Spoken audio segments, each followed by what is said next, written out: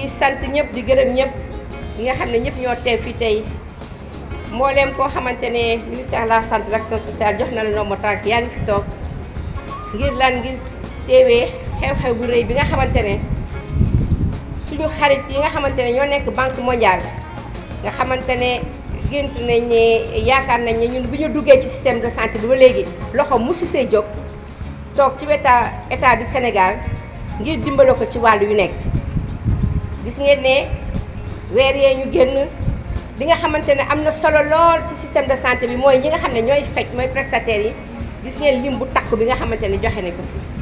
joxe na ay docteur joxe na ay pharmacien joxe na ay biologiste joxe na ay infirmier sage-femme joxe na ay technicien supérieur waaye projet bi nga xamante ne koo xam ne ci ñun la bokk soriwul dara bi mu fi jógee ak léegi ñu koy wax docteur Oumar Sarr nga xam ne mooy coordonné projet bi ñuy wax ISMEA investir dans la santé de la mère de l'enfant et de l'adolescent ànd ak ki nga xamante ne moo fi toogal tey kilifa banque mondiale ñu koy wax docteur Aïda Gadiaga ñoom ñëpp bokk ci ñun rawatina doyen Madema Ndiaye bi nga xam ne ku ko xam ci tegtal ci lu baax rek système de santé bi loxo mosu see jóg moo tax monsieur le secrétaire général monsieur le directeur de cabinet mboolem directeur généraux yi nag fii nag mun naa sax directrice générale comme ça ñu gën a xam ne ay jigéen ñoo fi toog tey jii ki leen toogal di suñu sœur docteur Oumou Kalsoum Ndaw nga xamante ne ISMEA gis nga ni mu dugalee loxoom ci li nga xamante ne lu am solo la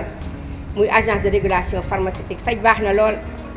mais jumtukaay yi ñuy faje am na solo rawatina li ñuy wax garab ak lépp loo xam ne moo nuru garab damay faral di wax ne masque yi ñuy sol sax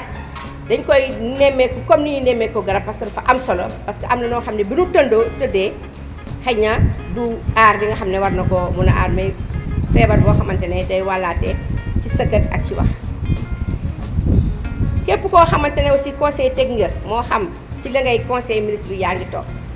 médecin chef de région yi nga xamante ne fa la bagage yi am solo yii di ambulance fa la jëm toog nañ fi tey muy Kolda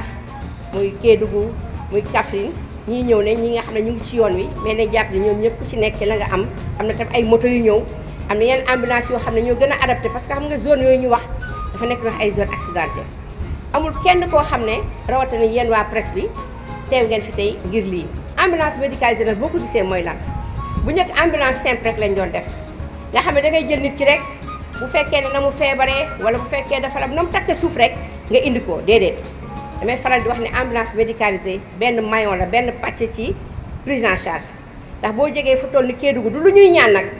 bëgg nañ évacuation sanitaire yi wàññeeku monsieur le coordonnateur parce que gis nga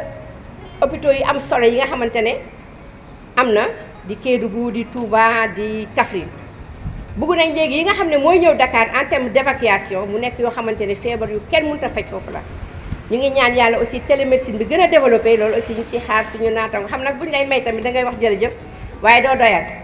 docteur Oumar Sarr xam naa ne télémédecine bi boo defee yu am solo yi yaag ñoom docteur Aïda Gadiaga doyen ñu ngi leen di laaj encore ngeen gëstuñu ci télémédecine ba nga xamante ne képp koo xam ne fi nga feebare fa nga dëkk fa ngay toog ndaxte ñëw fii Dakar gis ngeen rek xat-xat yi ki ngay accompagnant bi yooyu yëpp dafay indi ay coono ci mboolem prise en charge donc chers amis de la presse tey lii moo ñu fi dajale muy nekk ci 29 ambulances ñeent fukk ak juróom-ñeent su fekkente ne jumma wala ñaar fukk ak juróom-ñeent ay moto ñu ngi ñëw presque egsi nañ am na yeneen ambulance type SMUR nag mooy yooyu yu ngand yooyu nga xam ne waa SAMU ñoo koy faral di am gis nga dañu bëgg a décentraliser SAMU bi léegi am na Saint-Louis am na Kaolack mais bëgg nañu aussi mu am zone sud fi nga xamante ne mooy région de Kolda Sédhiou Ziguinchor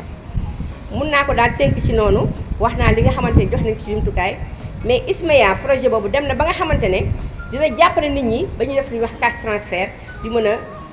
affaire daal koom-koom dañ si gën a mën a dugg loolu yëpp pour lan la parce que dañ jàpp ne dañuy wax ne la santé n'a pas de prix mais am na coût loo gis fii tey ñu ne gratuité la dégg nga ñu ne garab yooyu nga xamante dañ koy jox xale yi nga xam ne dañoo yàmp mooy ñi nga xam ne dañu am malnutrition dañ koy joxe gratuitement mais jàpp ne ñoom fañ koy jëlee dañ koo jënd joxe ko fa gratuitement donc lépp lu ñuy jox tey nañu jàpp ne suñu alal la dañ ko war a saytu seet ko bu baax tey ci suba rek président de la république son excellence Macky Sall balaa ma koy wax sax ne ambulance yi tey lañ ma koy jox dafa ma posé benn question ne ma est-ce que chauffeurs yi ñu ngi leen di former ma ne ko dinañ ñëw ak seen permis de mais bu ñu leen di former itam xëy na des na mu ne bëgg nañu former chauffeurs yi rawatina chauffeur ambulance yi parce que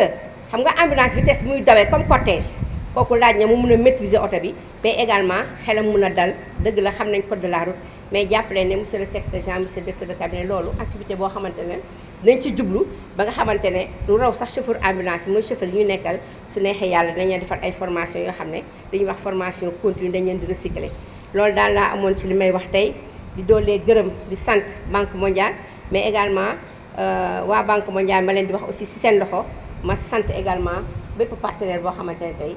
di nga ñu jàppale loolu daal lañ amoon lu ñu doon wax di wax ne nag bëri na lool macha allah mais